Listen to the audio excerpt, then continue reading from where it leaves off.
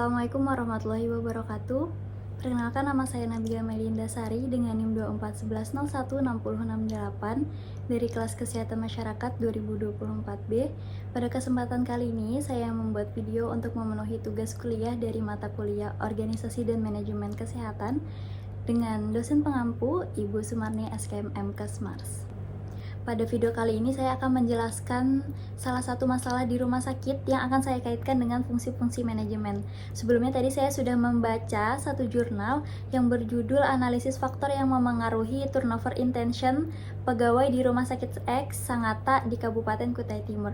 Jadi apa sih itu turnover intention? Jadi turnover intention ini adalah keinginan pegawai untuk meninggalkan organisasi atau meninggalkan suatu pekerjaannya ini yang mengakibatkan bisa mengganggu operasional di rumah sakit.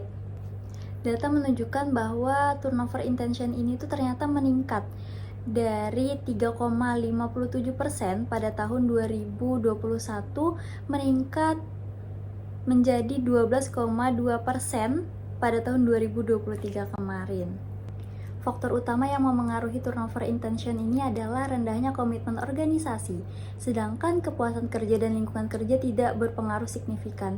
Pegawai dengan komitmen rendah cenderung ingin keluar karena kurangnya kontrak kerja yang jelas dan minimnya rasa memiliki terhadap rumah sakit tersebut. Jadi, jika tidak segera diatasi, masalah ini akan terus meningkat dan berdampak buruk bagi rumah sakit tersebut. Maka dari itu, dari permasalahan yang telah saya sampaikan tadi, saya akan mengaitkan dengan fungsi-fungsi manajemen yang ada 5. Jadi yang pertama itu adalah planning, yang kedua organizing, yang ketiga actuating, yang keempat controlling, yang kelima adalah evaluasi. Jadi yang pertama itu adalah planning atau perencanaan. Jadi rumah sakit perlu menyusun strategi untuk mengurangi turnover intention dengan meningkatkan komitmen organisasi. Rencana yang dapat diterapkan meliputi pembuatan kontrak kerja yang lebih jelas, program pengembangan karir, serta peningkatan kesejahteraan pegawai agar mereka lebih loyal nih terhadap organisasi. Jadi agar si pegawai ini lebih merasa dirinya dihargai di rumah sakit ini. Yang kedua adalah organizing atau pengorganisasian. Di rumah sakit harus mengatur sistem manajemen sumber daya manusia yang lebih baik, termasuk penugasan yang adil, struktur jenjang karir yang jelas, serta peran kepemimpinan dalam membangun lingkungan kerja yang kondusif. Yang ketiga adalah pelaksanaan. Jadi implementasi dari strategi tadi itu dilakukan dengan memberikan kontrak kerja yang lebih jelas, seperti menyediakan pelatihan dan mengembangkan keterampilan pegawai, serta meningkatkan komunikasi antara manajemen dan pegawai untuk memperkuat rasa memiliki terhadap organisasi ini. Yang keempat adalah pengendalian. Rumah sakit perlu memantau efektivitas kebijakan yang telah diterapkan melalui survei kepuasan, evaluasi kinerja, serta tingkat turnover secara berkala.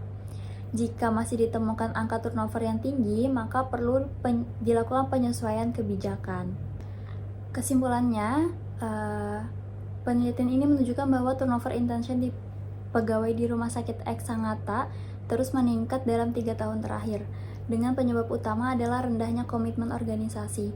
Hasil analisis juga menunjukkan bahwa komitmen organisasi yang berpengaruh signifikan terhadap turnover intention. Sementara kepuasan kerja dan lingkungan kerja tidak memiliki dampak yang signifikan. Jika komitmen organisasi meningkat, maka turnover intention akan menurun. Jika tidak segera ditangani, tingginya turnover dapat mengganggu operasional, meningkatkan biaya rekrutmen, dan menurunkan kualitas pelayanan di rumah sakit. Sarannya, agar turnover intention ini juga tidak terus meningkat, yang pertama itu pastinya meningkatkan komitmen organisasi dengan menetapkan kontrak kerja yang jelas atau membangun budaya organisasi yang lebih inklusif dan memberikan apresiasi nih terhadap kontribusi dari pegawai. Yang kedua itu adalah pengembangan karir dan kesejahteraan pegawai, seperti menyediakan pelatihan dengan jenjang karir yang jelas agar pegawai ini memiliki motivasi untuk bertahan lebih lama. Sekian penjelasan dari video saya kali ini. Terima kasih. Wassalamualaikum warahmatullahi wabarakatuh.